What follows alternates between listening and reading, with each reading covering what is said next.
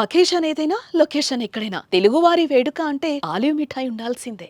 మురళి, నీ దేవుడు వచ్చాడులే మురళి. ఓసారి చూడు మురళి. నువ్వు ప్రాణం కన్నా ఎక్కువగా అభిమానించిన నీ దేవుడు పవన్ కళ్యాణ్ నీ కోసం వచ్చాడు. నిన్ను చూడ్డానికి వచ్చాడు.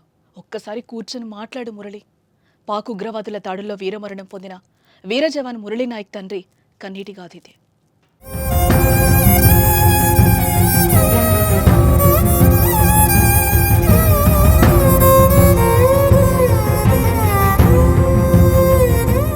కల్లితండ శోకసంద్రంగా మారింది.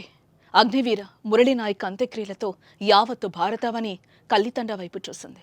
ఆపరేషన్ సింధూర్లో భాగంగా ఈ నెల 9న పాకిస్తాన్ ముష్కరుల తూటాలకు కశ్మీర్లో అసువులు బాసిన ముడావత్తు మురళీ నాయక్ అంత్యక్రియలు ప్రభుత్వ సైనిక లాంఛనాల నడుమ కుటుంబ పెద్దల సమక్షంలో సంప్రదాయ పద్ధతిలో మృతదేహాన్ని ఖననం చేశారు.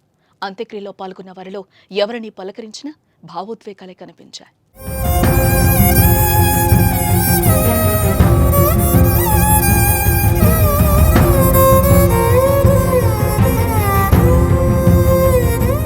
మరోపక్క వీర జవాన్ కడసారి చూపు కోసం ఏపీ మంత్రులు కదిలొచ్చారు. మురళీ నాయక్ పార్థివ దేహానికి డిప్యూటీ సీఎం పవన్ కళ్యాణ్, మంత్రులు నారా లోకేష్, సత్యకుమార్ సహా పలువురు మంత్రులు, ఎమ్మెల్యేలు, ప్రజాప్రతినిధులు నివాళులర్పించారు.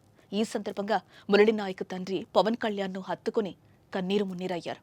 మురళి, నీ దేవుడు పవన్ కళ్యాణ్ వచ్చాడు, ఓసారి లే అంటూ మురళీ నాయక్ తండ్రి విలపించిన తీరు పవన్ కళ్యాణ్ కంట నీరు తెప్పించింది.